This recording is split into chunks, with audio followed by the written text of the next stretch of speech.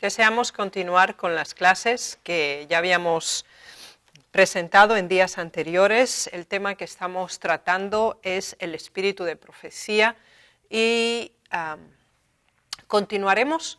Y la lección que ahora nos corresponde presentar es la lección número 13. Y es de hecho la segunda parte de la lección que ya se había presentado en relación a los precedentes de los escritos de la hermana E.G. White. Pero antes de ello, deseamos solicitar que el Señor dirija estas clases. Padre nuestro que estás en los cielos, con profundo agradecimiento venimos ante ti como nuestro Dios y nuestro Salvador, por las verdades que tú nos permites estudiar en paz, en libertad y con bien. Rogamos pues que impresiones nuestras mentes con tu Santo Espíritu y nos permitas no solo entender, sino que estas verdades formen parte de nosotros, nos capacites para transmitirla también a otros y nos enriquezca en la medida de poder entender y comprender mejor las verdades para este tiempo. En el nombre de Jesús. Amén. Así pues, procedamos a las clases. Como ha sido anunciado, esta es la segunda parte de la lección que ya habíamos iniciado en el día de ayer. Y continuando con los precedentes, teníamos también una próxima serie de libros que fueron titulados Testimonios para la Iglesia. Hasta hace más o menos un año y medio, casi dos, no estaban a disposición en español, pero estamos agradecidos que así están. Ahora actualmente se disponen de los 9 volúmenes en español también. Así pues, esto va a facilitar nuestra labor. Bien, consideremos cómo estos 9 tomos llegaron a su existencia originalmente en inglés. Recordemos que desde el comienzo de la obra en que la profeta recibió visiones, estamos en la diapositiva número 2, le fueron dados mensajes de diversa categoría y con diverso contenido. Había errores, fanatismos, equivocaciones dentro del conjunto de la Iglesia y por esa razón se amenazaba también el progreso espiritual de los creyentes y muchas de las visiones estaban destinadas a confirmar las conclusiones a las que ya habían llegado los pioneros adventistas o a señalar las conclusiones erróneas que necesitaban ser corregidas, y ya hemos dado ejemplos al respecto. Pero además de ese propósito fundamental, el que encontramos sistemáticamente a lo largo de los 9 volúmenes de Testimonios para la Iglesia, también encontramos otra categoría de información que se caracteriza por el hecho de insertar información relacionada con la dinámica a seguir para el establecimiento de la obra, el progreso de la causa y establecer así un fundamento sólido de la Iglesia, no solamente aquí en Estados Unidos, sino también a nivel mundial. Así que básicamente estos son los contenidos que emergen en esos 9 volúmenes. Así que conforme la obra crecía y la Iglesia se extendía, era mucho más difícil llegar a los miembros o a las iglesias o a los campos que habían sido organizados cuando la profeta recibía mensajes específicos. Y por esa, y hasta entonces, obviamente, ya habíamos hablado que la mayoría de los testimonios se habían transferido en forma oral a ese pequeño grupo de creyentes mientras ella viajaba de un lugar a otro, cuando visitaba distintas reuniones o conferencias, congresos, y gran parte de esas presentaciones orales también habíamos explicado que posteriormente fueron escritos y remitidos de nuevo a aquellos dirigentes, individuos o grupos a quienes se había dirigido originalmente ese testimonio o ese mensaje. Así que este es el principio de los precedentes de Testimonios para la Iglesia. Ahora ocurrió algo interesante porque en el otoño de 1855, estoy en la diapositiva número 4, se realizó un traslado de las oficinas de la Review a la imprenta a Battle Creek. Y en diciembre de ese mismo año también estaban reunidos los dirigentes de la iglesia del momento con el fin de que se realizara un reavivamiento dentro de la iglesia, pues estaban viendo que no se estaba progresando, avanzando como se debería.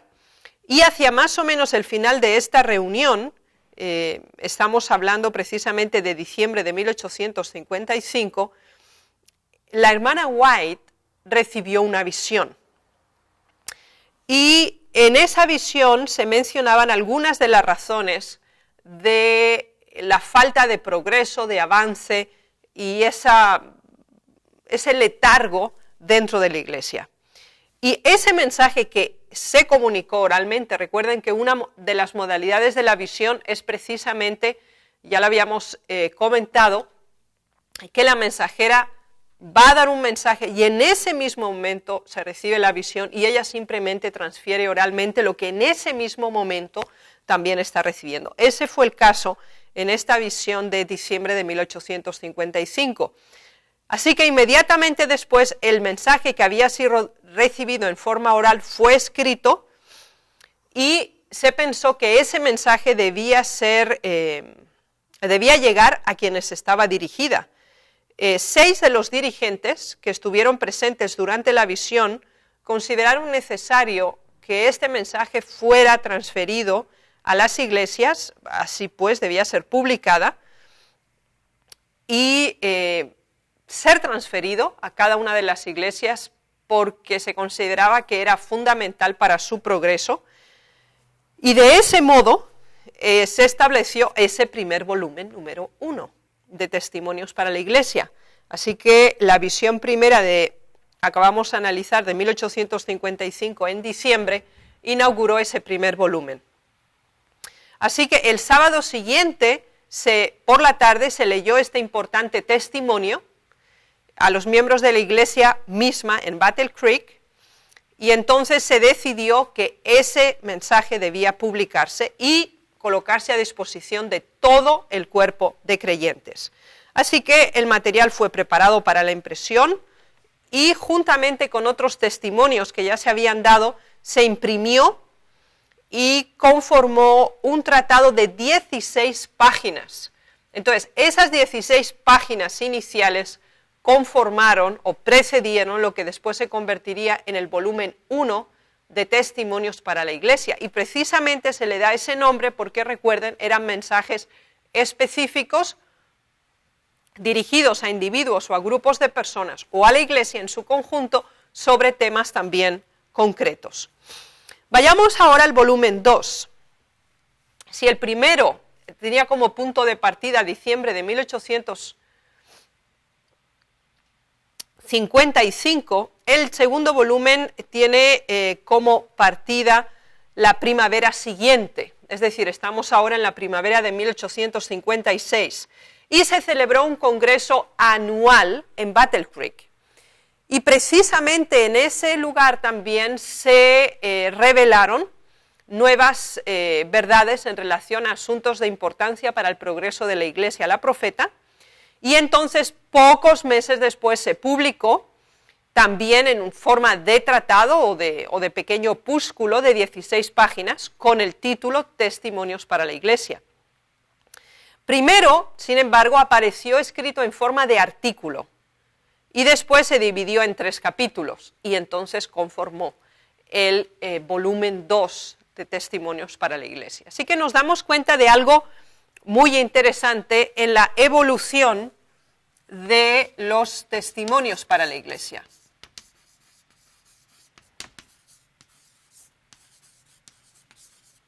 En contraposición, recuerden, a los otros precedentes de la serie del conflicto que habíamos mencionado, que eran patriarcas y profetas, profetas y reyes, el deseo de todas las gentes, los Hechos de los Apóstoles, Discurso Maestro de Jesucristo, Palabras de Vida del Gran Maestro, hasta llegar al Conflicto de los Siglos. La dinámica que esos libros tuvieron como formación es diferente de la dinámica de los testimonios para la Iglesia.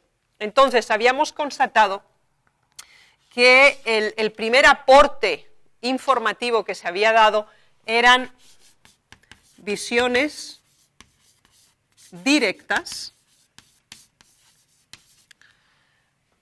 relacionadas con dirigentes, por una parte, y que afectaban obviamente a la Iglesia como conjunto de creyentes. Entonces, estas visiones directas implicaban que el mensaje había sido dado en forma oral. El mensaje había sido dado en forma oral originalmente. Y obviamente cuando los receptores recibieron ese mensaje, se consideró de una importancia tan grande para el progreso de la Iglesia en su conjunto, que entonces ese mensaje oral fue transcrito. Y aunque fue inicialmente transcrito en forma de artículo, después se reunió en forma de folleto, y esto llegó entonces a ser un libro por volúmenes. Este recorrido es realmente importante por el hecho de que nos ayuda a entender cómo Testimonios para la Iglesia llegó a su existencia, y nos ayuda a entender también su contenido, porque recordemos que básicamente se referían a temas de iglesia, a problemas, a dificultades que se planteaban y que el Señor daba la visión para facilitar la solución de esas dificultades que estaban localizadas, sea en una iglesia local o en un campo, o que afectaban a la iglesia en conjunto, pero siempre trataban de temas relacionados directamente con la iglesia, y de ahí se le dio el título, Testimonios para la Iglesia. Así que cuando estudiamos estos volúmenes debemos recordar siempre y analizar antes de llegar a conclusiones en qué momento fue dado, con qué propósito y cuál era el problema, porque ese es el contexto. Después de estos modestos comienzos, ya hemos dicho, primero fueron 16 páginas, en el volumen 1, también en el volumen 2 otras 16 páginas, y eran básicamente opúsculos, pequeños libritos. Ahora, con intervalos de tiempo, es decir, no en una forma sistemática y regular, porque obviamente la publicación dependía de las visiones que se recibían, así que se fueron añadiendo números adicionales a Testimonios para la Iglesia, que se publicaron desde 1855, que fue el primero, hasta el periodo de 1864. Así que en ese periodo se publicaron más o menos, aproximadamente 10 años, se publicaron en forma de folletos, de básicamente también variaciones de páginas de 16 hasta 24, más o menos, y se publicaron siempre en forma de folletos encuadernados en forma rústica, y al principio se enviaban gratuitamente a las diversas iglesias, y los folletos se iban enumerando según iban apareciendo, hasta que se llegó a la serie de 9 tomos, es decir, esos 9 folletitos de Testimonios para la Iglesia. Ahora, ya habíamos comentado que dentro de los Testimonios para la Iglesia encontrábamos mensajes a individuos, lo que podríamos categorizar como testimonios personales, y se encontraron también incluidos en ellos, y vamos a analizar un poco este aspecto. Así que muchos de los testimonios personales que fueron escritos y enviados a las personas a quienes concernían, se referían a peligros y problemas que afrontaban ellos individualmente o que involucraban al conjunto de la Iglesia en esa circunstancia específica. Entonces, como consecuencia, se vio que las instrucciones halladas en estos mensajes, en estos testimonios, en muchos de los casos eran de beneficio también para un público mayor, es decir, las instrucciones que se daban considerando el problema de qué se trataba, se reconoció no como una situación aislada, sino que también se extendía al conjunto de otras iglesias, y por lo tanto esto se pensó que sería beneficioso incluirlos también entre estos testimonios ya publicados. Así pues, dentro de esos testimonios encontramos diversas variaciones, encontramos testimonios personales, testimonios a dirigentes, testimonios a iglesias, y al respecto de este elemento, acerca de los testimonios personales, podemos leer lo siguiente. Estoy en la diapositiva 9, y en Testimonios para la Iglesia, volumen 5, en la página 659, se nos dice lo siguiente: en una visión que tuve el 12 de junio de 1866, se me mostró que estaba plenamente justificado mi proceder al publicar los testimonios personales. Cuando el Señor señala casos individuales y especifica sus errores, otros que no han sido vistos en la visión frecuentemente consideran que ellos son justos o que casi lo son. Si una persona es reprendida por un error esencial, los hermanos y hermanas debieran examinarse cuidadosamente para ver si han faltado en eso y si no son culpables del mismo pecado. Entonces, ¿con qué situación nos encontramos? Como se decidió publicar estos testimonios personales, que inicialmente, insisto, tal como el término indica, estaban dirigidos a una persona específica, cuando otros conocían de ello, tenían la tendencia humana a decir, bueno, él ha cometido ese pecado, y como era evidente y se había dado a conocer, ellos se sentían mejor, porque por lo menos no habían sido puestos en evidencia de este modo. Entonces, se consideró necesario publicarlos, esos testimonios personales, obviamente colocando una inicial que generalmente podía ser ficticia,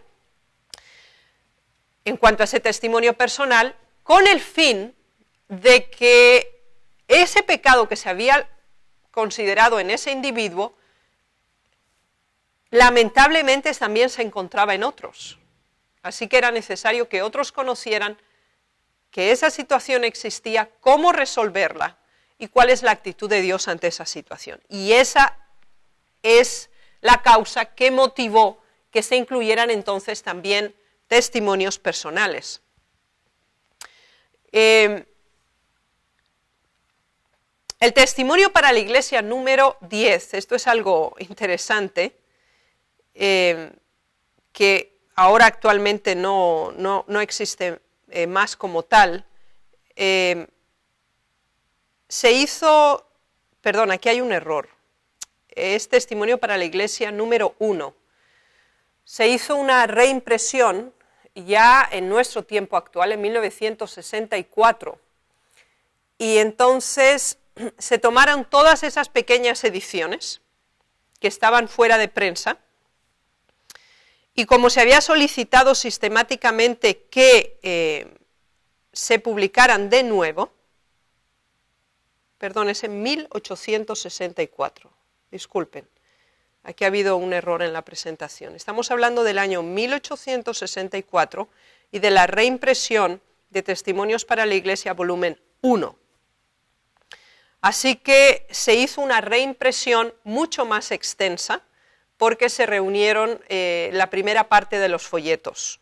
Así que en 1864 tenemos una extensión del volumen 1 de Testimonios para la Iglesia en una forma más extensa. En ese tiempo mismo se estaba trabajando también en los volúmenes 2, 3 y 4 de los dones espirituales. La decisión de que se reimprimieran de nuevo estos testimonios tenemos la declaración escrita de la hermana White, en la que reconocía que era necesario que se reimprimieran,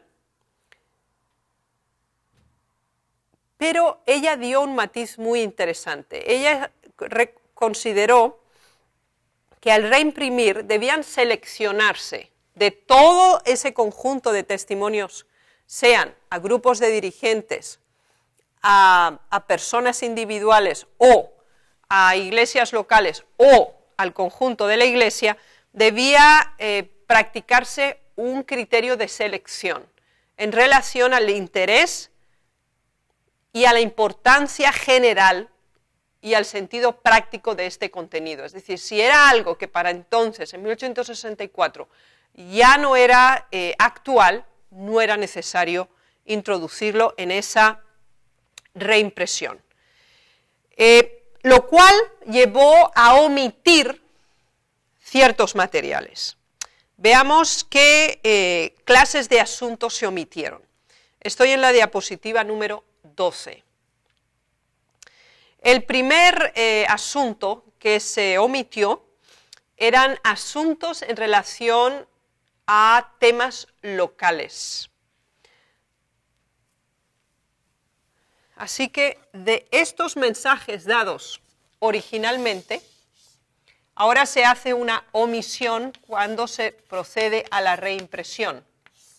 Y la primera omisión que se da en ese proceso de selección era todos los temas que fueran locales. ¿Qué entendemos bajo ese término? En el transcurso de 9 años, después de haber publicado los primeros testimonios, se reconoció que había ciertos asuntos locales que no necesitaban perpetuarse con una lectura general, así que fueron omitidos, porque ya no eran actuales y no implicaban una influencia general de la situación. Vayamos ahora a la segunda omisión que se hizo. Eran aquellos temas de carácter personal.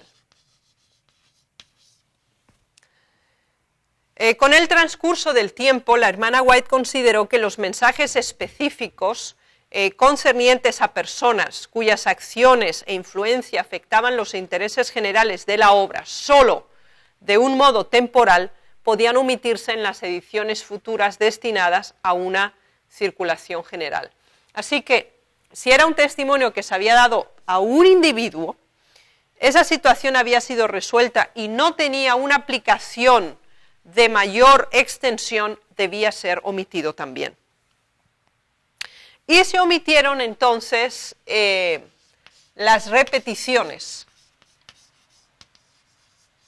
¿Qué entendemos por repeticiones? Bueno, se habían en ciertas ocasiones, en esos pequeñitos folletos que se habían estado produciendo, repetido ciertos mensajes que eran a personas diferentes, a grupos e iglesias diferentes, pero el tema básicamente era el mismo. Entonces se consideró que debían de omitirse los temas que ya habían sido publicados en otros libros disponibles y que entonces debían colocarse solamente aquellos que no fueran reiterativos.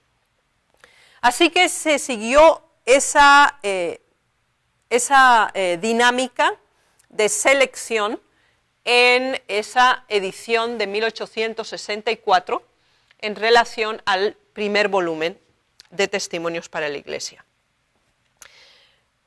Vamos a un segundo nivel. En el periodo de los años de 1865 hasta 1870 aparecieron entonces nuevos volúmenes de Testimonios para la Iglesia en forma de folletos, otra vez, ¿ya? Y aproximadamente hacia el año 1871, muchos ya de los números de estos volúmenes en forma de folleto estaban disponibles y habían sido publicados, pero se agotaban rápidamente. Y para responder a la demanda, entonces fueron reimpresos. y encuadernados en 2 libros, y aproximadamente cada uno de los volúmenes contaba con unas 500 páginas. Así que, considerando que era necesario otra reimpresión, el hermano James White hizo una declaración muy significativa en relación al plan que se tenía de completar esa nueva serie de los testimonios. Y él escribió el prefacio al primer volumen de los testimonios de la edición de 1871, y es altamente significativa. Leámosla. Página 13 de la diapositiva. Dice, hay en ellos asuntos de carácter local y personal que no tienen un valor o aplicación directa en nuestro tiempo, pero como muchos desean tenerlos, se los ofrecemos completos. Esto es muy, muy importante. Así que ya se había planteado las razones de la omisión, si eran asuntos locales o eran asuntos personales, pero las personas querían tenerlo y la agencia publicadora consideró necesario que no se omitieran, sino que realmente fueran insertados. Pero James White, que escribió el prefacio del primer volumen de esa nueva reedición del Testimonios para la Iglesia, volumen 1, en 1871, él escribió que los que son de carácter local y personal no tienen valor o aplicación directa en este tiempo presente. Es decir, estaban limitadas estrictamente a esas circunstancias y a ese periodo de tiempo en el cual se dio. Pero, como se expresa el deseo de tenerlos, entonces se publicaron. Por eso es fundamental tomar el contenido de Testimonios para la Iglesia siempre en su contexto, tiempo y lugar, las circunstancias en el que es necesario considerar estos mensajes, si son locales, si son personales, si son para la Iglesia, si son dirigidos a grupos, es muy, muy importante. Sigamos considerando la evolución de los Testimonios para la Iglesia. Durante los 8 años siguientes aparecieron los números 20 hasta el 28, recuerden, siempre en forma de folletitos. Y eran conocidos así, como folletos enumerados según el orden. Y de nuevo entonces, en 1879 se decidió reunir todos esos folletos después de esa reimpresión del primer volumen, y el segundo, que cada uno tenía 500 páginas, y entonces encuadernarlos en tomos. Hasta aproximadamente el año 1879 ya se contaba con 6 tomos que abarcaban desde el folleto 1 hasta el folleto 28. Así pues, recuerden esa estructura de la que estábamos hablando de Testimonios para la Iglesia. Había las visiones, se comunicaban oralmente, después se transcribían, se convertían en artículos, en folletos, y esto a su vez se recopilaba y se convertía entonces en un volumen. Estos tomos no estaban enumerados de la manera en que los tenemos actualmente, así que no hay que confundirlos exactamente y decir, eso cuando hablo del volumen 1, estamos hablando del testimonio tal como hoy está, porque vamos a seguir viendo la evolución, estamos hablando de cómo eran exactamente en ese momento. En 1883, los editores de la casa publicadora necesitaban de nuevo ofrecer más testimonios, más volúmenes, reimprimir por el hecho de que se habían agotado. Y se habían agotado en forma de folleto, en forma de tomos encuadernados, y entonces se decidió publicar ahora desde el número 1 hasta el número 30, porque desde entonces ya habían aparecido los números 29 y 30. Y entonces se tomó una decisión en el Congreso General de 1883 y se nombró una comisión de 5 personas para examinar esos 30 folletos de esos testimonios que tenemos en cuestión. Entonces, esa comisión de 5 personas realizaron una obra concienzuda y cabal y presentaron los puntos de importancia en el sentido de la selección que se había realizado, a la hermana White para que ella aprobara y diera su opinión al respecto. Y tal como se había planteado, entonces la nueva edición se publicó en páginas más grandes y en un tipo más apropiado, y los números de folletos que incluían eran desde el número 1 hasta el número 30, y fueron publicados entonces los volúmenes 1, 2, 3 y 4. Y sí corresponden esos, entonces, de la versión de 1883, sí corresponden a la serie actual de los 9 tomos de los testimonios para la Iglesia. Así que esa comisión de 5 personas que presentaron a la hermana White toda esa compilación y el proyecto de los 4 volúmenes fue aprobado y entonces se publicaron. Y esa versión es la que corresponde a los 6 volúmenes, a los 4 primeros volúmenes que nosotros tenemos actualmente de esos 9 tomos. Así que esta nueva edición del año 1885 fue recibida con gran entusiasmo y tuvo una amplia circulación. Y obviamente ejerció una notable influencia en la vida de los miembros de la Iglesia. Sin embargo, fueron añadiendo números a esta colección, y entonces en 1889 apareció el tomo 5, que contenía los folletos 31, 32 y 33. Posteriormente aparecieron los volúmenes 6, 7, 8 y 9 como volúmenes completos, y terminó la serie con el volumen 9, que fue impreso y distribuido en el año 1909. Así que aquí nos damos cuenta de toda esa dinámica de funcionamiento desde 1855 hasta 1909, donde se concluyó la serie completa, tal como la tenemos hoy, en 9 tomos. Este aspecto es muy significativo porque nos ayuda a entender no solamente el proceso de la recepción del mensaje, sino también de la transmisión del mensaje. Y cuando consideramos los testimonios para la Iglesia, no debemos olvidar el modo en que fue dado y a quién fue dirigido. Y recordar cómo James White mismo amonestó acerca de que muchos de los testimonios él consideraba que no deberían estar, porque eran netamente locales y estaban centralizados en un tema específico. Sin embargo, por el deseo y la solicitud de que fueran en forma íntegra, que todos se publicaran, por eso están. Así que les ruego que esto lo tomen en consideración. Analicemos ahora de nuevo esos elementos que se habían analizado de omisión y de selección. Ya habíamos dicho que los primeros números de los testimonios fueron publicados en forma de folletos y se trataban de mensajes de valor e interés inmediatos para la Iglesia en ese tiempo. Sin embargo, también contenían mensajes que eran de carácter tan local y personal que no se había considerado necesario publicarlos. Entonces, desde el mismo comienzo fue necesario seleccionar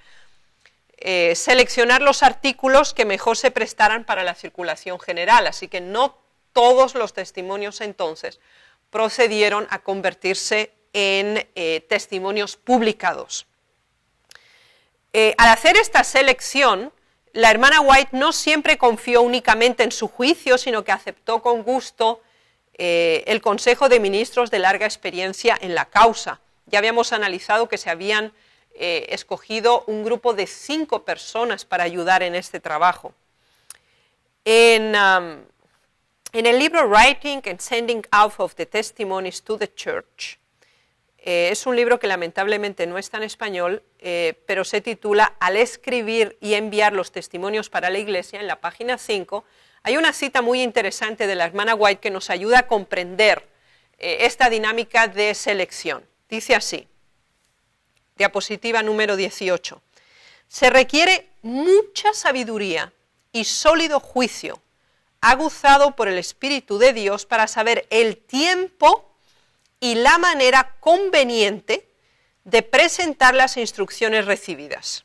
Así que el tiempo y la manera. Y para eso se necesita sabiduría, un juicio sólido y el Espíritu de Dios. Dice, en los primeros tiempos de esta obra, si algunos de los hermanos dirigentes estaban presentes cuando el Señor daba sus mensajes, consultábamos con ellos acerca de la mejor manera de presentarlos a la gente. Esto ya lo hemos analizado. Sin embargo, es significativo considerar que es un consejo directo de la profeta, enmarcar en el tiempo y en el espacio y en el contenido el mensaje por sí mismo. Es altamente significativo. Mientras habíamos considerado aquellos testimonios que tenían un carácter netamente local o individual, había muchos otros testimonios que por su carácter eran instrucciones de aplicación universal, aunque otros tenían que ver con problemas específicos. Muchos contenían consejos enmarcados en el tiempo acerca del progreso de la obra. Así que en ese proceso de seleccionar y escoger los artículos para la publicación posterior de lo que se convertirían los testimonios, se seguía el criterio de si se comprobaba que era un asunto de interés general, que ya había sido tratado en algún número anterior, como regla general no se publicaba, y ese es el otro criterio de omisión. Recuerden, no se deseaban las repeticiones, entonces eso no quiere decir que no se habían dado más, sino que se habían dado más, pero entraban en la misma dinámica temática, por lo tanto, también se omitieron en ese sentido. Entonces, eso producía un caudal acumulativo muy grande de escritos que con el correr del tiempo alcanzaron un gran valor, y ya que cada vez la Iglesia aumentaba en membresía, también los problemas eran más numerosos y variados, se seguían dando consejos siguiendo esta dinámica para hacer frente a tales problemas. Y a medida que ese volumen de escritos aumentaba y el campo de temas que abarcaba era mucho más extenso y más plural, aún debía ejercerse mucho más cuidado en la elección del material con el fin de evitar indebidas repeticiones. Y por esa razón, en el año 1902, en cuanto al uso de sus cartas y la relación de estas con sus libros, la hermana White escribió la carta número 68 del año 1902 lo siguiente: desde el comienzo del año 1902 he escrito alrededor de 700 páginas. La mayor parte de estas consisten en cartas dirigidas a diferentes personas. Estas cartas serán usadas en los testimonios y espero que serán de ayuda a nuestro pueblo. Así que de nuevo nos damos cuenta que solamente en el año 1902, lo que llevaba de año, y básicamente lo escribió en el segundo semestre de 1902, la mayoría de los mensajes que había dado eran dirigidas a personas individuales, a personas específicas, pero como se consideraban que eran y podían ser de ayuda al pueblo en general, fueron incluidos entonces en testimonios para la Iglesia. Lamentablemente, como decíamos, hasta hace muy poco no se disponía de estos 9 volúmenes en español. Y con el fin de algún modo equilibrar la ausencia de estos volúmenes, se publicaron entonces Joyas de los Testimonios en español. Y entonces por esa razón apareció Joyas de los Testimonios, que de hecho es otra selección más de testimonios para la Iglesia, de esos 9 volúmenes. Ahora entonces se selecciona lo que se va a incluir en esos 3 volúmenes de Joyas de los Testimonios. Si queremos analizar un poco cómo se llegó a esa situación. La idea era que en forma abreviada llegaran esos mensajes que están en los 9 volúmenes, así que los fideicomisarios de las publicaciones de la hermana White seleccionaron alrededor de la tercera parte del contenido de los 9 volúmenes y se imprimieron entonces en 3 tomos solo, que llegaron a ser Joyas de los Testimonios. Así que los 3 volúmenes de Joyas de los Testimonios representan la tercera parte del contenido de los 9 volúmenes. En esto, sin embargo, en general, hay algunas excepciones, pero en general en esa selección que se hizo de los 9 volúmenes, no aparecen los mensajes de carácter local y personal, ni tampoco consejos relacionados con las instituciones o grupos mayores. Generalmente tampoco contienen artículos que están relacionados directamente con los libros Patriarcas y Profetas, Profetas y Reyes, El deseo de todas las gentes, Hechos de los Apóstoles y El conflicto de los siglos, con el fin de evitar estas repeticiones. Así que la omisión que se dio en Joyas de los Testimonios, los 3 volúmenes, cumple este criterio: eliminación de mensajes locales, personales y las repeticiones que ya no eran necesarios porque eran mensajes que estaban incluidos en otros libros. Así que de esa manera entendemos cómo llega a nosotros Joyas de los Testimonios. Así que Joyas de Testimonios es una selección de la selección que ya se había hecho para los 9 volúmenes y representan la tercera parte del contenido de los 9 volúmenes, de acuerdo a la omisión de asuntos locales, personales y repeticiones. Hemos intentado, tanto en la primera parte, que corresponde a estos precedentes de los escritos, como en esta segunda parte, ofrecer una visión panorámica. Es mucho más detallado, mucho más extenso. Debe darse un seminario solamente dedicado a este asunto.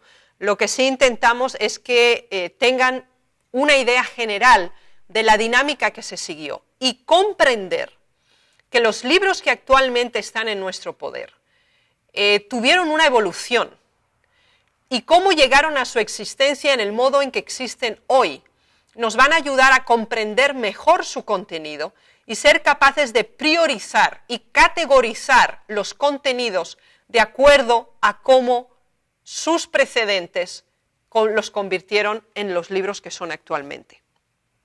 Al respecto de ello, les recomendamos la lectura de Mensajes Selectos tomo 1, el tema relacionado con la redacción y la distribución de los testimonios. Es algo sintético, pero es muy interesante y les ruego enfáticamente que por favor lo estudien, no solo lo lean, y es un material de lectura que les va a ampliar y les va a facilitar la comprensión misma de esta misma, valga la redundancia, de esta misma clase.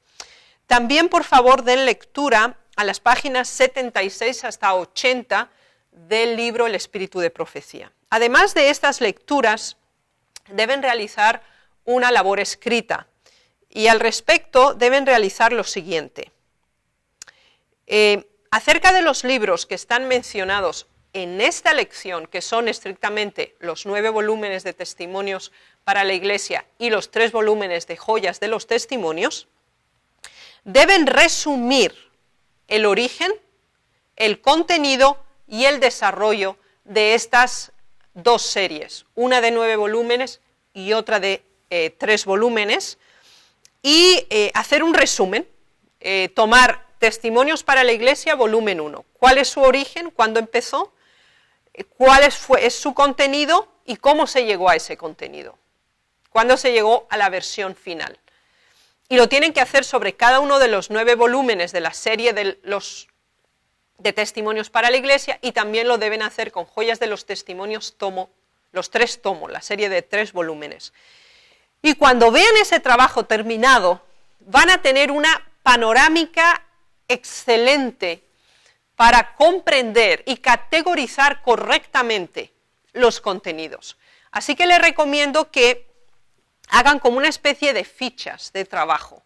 Es decir, cojan una hoja especial para el volumen 1 de Testimonios para la Iglesia y entonces coloquen una columna origen, contenido y desarrollo. Otra hoja, y quizá para otros volúmenes no van a tener suficiente con una hoja, sino varios folios, y lo hagan así sistemáticamente para cada uno de los volúmenes, los 9 y la serie de 3. Y cuando lo comparen, ustedes llegarán a la conclusión de cuán importante son los temas que incluyen, y esto es un trabajo que les va a servir después mucho en su ministerio, en el trabajo que realicen cuando especialmente se confronten con la Iglesia Adventista nominal. Les va a ayudar mucho a tener clara comprensión. Parte de las clases que tendremos en días venideros trataremos de temas específicos, usaremos ejemplos prácticos de cómo ustedes pueden desarrollar un tema siendo capaces de analizar los testimonios. Trataremos, por ejemplo, el tema de la prueba de discipulado de la carne. Trataremos el tema del divorcio y el recasamiento. Trataremos el tema de no se le puede decir Babilonia a la Iglesia Adventista. Trataremos el tema de la carta Baker en una forma práctica para que no solamente ustedes vean aquí en forma teórica cómo hay que hacerlo, sino que en forma práctica vean esa realización y puedan ver cómo se llega a conclusiones que nos ayudan a enmarcar correctamente y confirmar que los testimonios están en armonía con la Biblia. En ningún momento lo contradicen, sino la amplían y la explican. Así que el Señor les bendiga en esta importante labor y en este importante tema que estamos tratando. A continuación, introduciremos una pausa para regresar dentro de 15 minutos. Hasta entonces.